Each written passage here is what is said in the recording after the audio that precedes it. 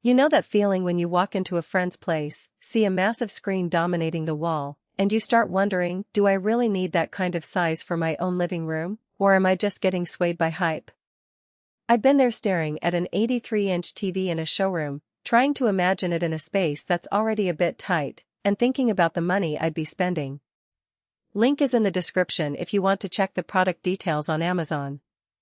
So let's walk through what it actually feels like to live with an LG 83-inch class OLED evo AI 4K C5 series, and see whether it's worth the leap or just a flashy billboard for your wallet. First off, size matters, but not in the way you might think. An 83-inch display translates to a diagonal that can fill a wall from floor to ceiling in many average-sized rooms. If you've got a dedicated home theater or a fairly open-concept living area, that kind of screen can create a cinema-like immersion that smaller panels simply can't match.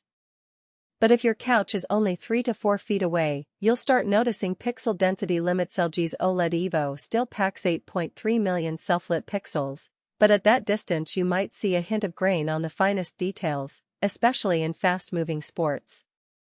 The sweet spot, according to what I've gathered from a handful of owners and the tech community, lands around a 5 to 7 foot viewing distance.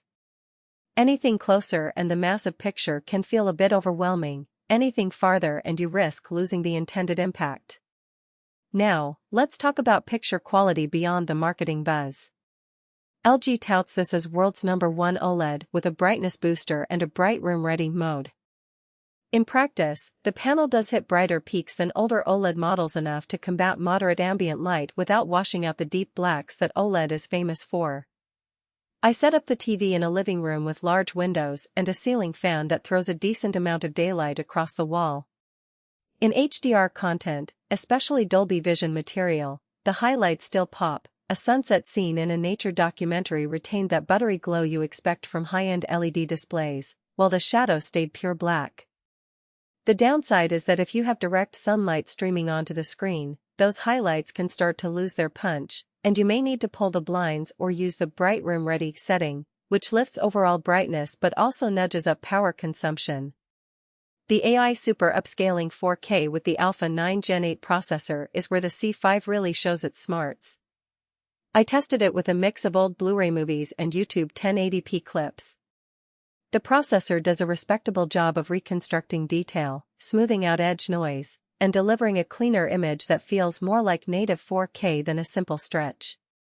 It's not a miracle cure for low-resolution content, but it certainly makes older media feel less dated, which is a real plus if you have a library of classic films or family videos.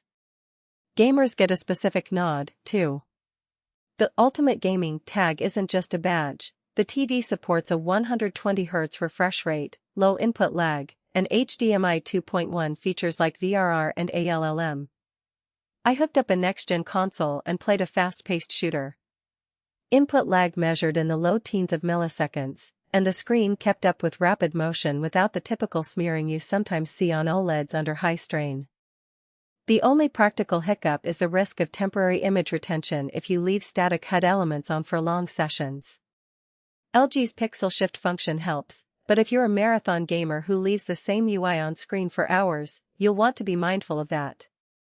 Sound is another area where the C5 tries to stand out, with Dolby Atmos and a built-in Orchestra mode that tries to simulate a richer audio environment. In a medium-sized room, the built-in speakers provide a decent surround feel, especially for dialogue clarity. However, they're still limited by the size of the TV cabinet. If you're looking for a true theater-level Atmos experience, you'll still need an external soundbar or speaker system.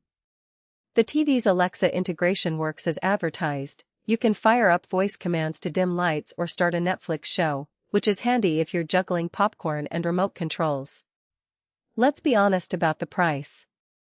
An 83-inch OLED is a premium purchase. You're looking at a six-figure investment when you add accessories, mounting hardware, and possibly a sound upgrade. For many families, that's a stretch.